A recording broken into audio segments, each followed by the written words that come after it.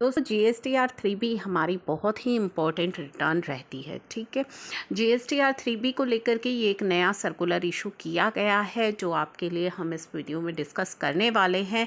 इसे मिस मत कीजिएगा क्योंकि अब आप जो 3B फाइल करने वाले हैं वो आपके लिए बहुत ही इम्पोर्टेंट हो सकती है और ये सर्कुलर आपके काफ़ी काम आ सकता है उस 3B की फाइलिंग में।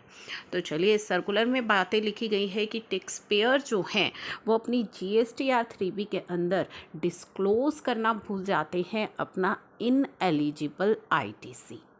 तो it came to the notice taxpayer has not disclosed ineligible ITC in GSTR 3B में डिस्क्लोज नहीं करते हैं, जो कि उनके पास होता है on account of IGST paid on inward interstate supply and import supply. तो इस तरह का ITC हम अक्सर दिखाना भूल जाते हैं, जिससे होता क्या है, short transfer of IGST fund to state. The taxpayers are required to declare the ITC correctly. आपको GSTR 3B के अंदर अपना ITC करेक्टली दिखाना होता है। एलिजिबल ITC या जो एलिजिबल ITC है, the eligible ITC is auto populated in table 4। तो जब आप अपनी 3B की फाइलिंग करेंगे तो आपका जो एलिजिबल ITC है वो तो आपका ऑटो पॉपुलेट होकर के आ जाता है आपकी टेबल नंबर 4 के अंदर, जो आप देख भी सकते हैं इजीली। तो वो आपका ऑटो पॉपुलेट होकर के आ जाता है, उसे आप एडिट भी कर सकते हैं। अगर उसके अंदर कुछ चेंजेस करने होते हैं तो उन चेंजेस के साथ आप अपनी 3B को फाइल भी कर सकते हैं। हालांकि वहाँ पे आपको अलर्ट ज़रूर शो होता है, लेकिन फिर भी आप अपनी 3B उस चेंज के साथ फाइल कर पाते हैं।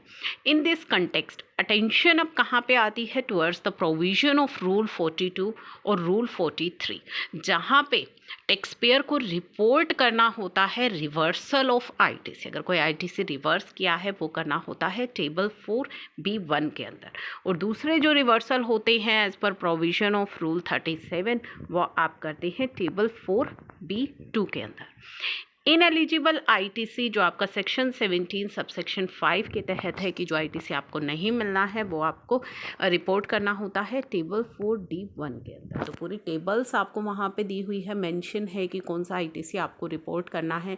D2 में आपका आ जाता है ब्लॉक क्रेडिट आ जाता है, जो कि सेक्शन 17 सबसेक्शन 4 जिसकी बात करता है, shall also include other ineligible ITC, जो कि आपने ITC अगर कोई प्रीवियस पीरियड में कोई रॉन्ग क्लेम कर लिया है तो वो ITC। तो ये सभी जो ITC है ये आपको अपनी 3B के अंदर रिपोर्ट करने होते हैं, क्योंकि ऑटो पॉपुलेट होकर के नहीं आते हैं।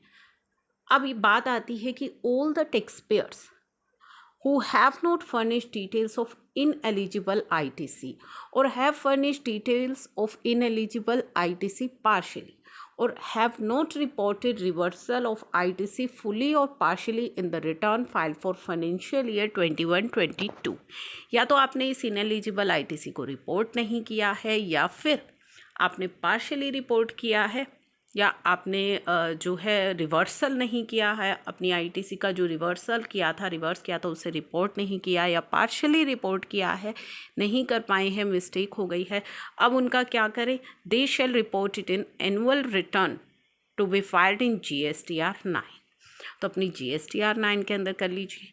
फॉर फाइनेंशियल ईयर 22-23 ऑनवर्ड्स अब आपको क्या करना है, यानी कि 1 अप्रैल 2022 से अब आपको क्या करना है, the details of ineligible ITC और partial details of ineligible ITC reversal which have not been reported fully और partially shall be reported in subsequent 3B to be filed by giving net effect in that return।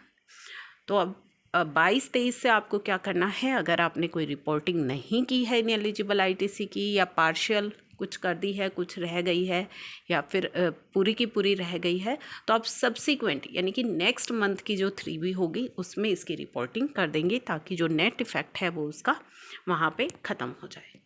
तो ये जो guidelines है ये issue की गई है GSTR 3B से जुड़ी हुई, कि जो आपको फॉलो करनी है और अपनी